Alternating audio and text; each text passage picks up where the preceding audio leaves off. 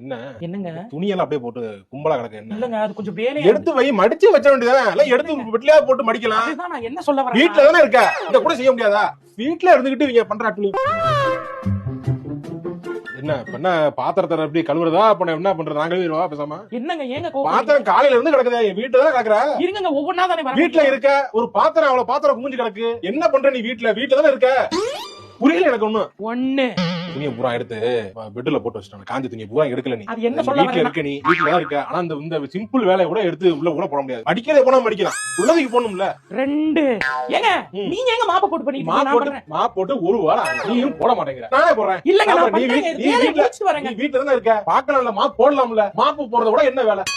3 என்ன 1 2 3 இருக்க. வீட்டுல சும்மா இருக்கு, இதெல்லாம் பண்ணி வச்சா எங்களுக்கு கொஞ்சம் இதா இருக்கு. அதை பண்ண முடியல உங்களுக்கு. என்ன இருக்கு இப்ப அடிச்ச? என்னடா நினைச்சுக்கிருக்க? என்னைய பார்த்தா கேன மாதிரி தெரியுதா உனக்கு? அப்படி எல்லாம் தெரியல.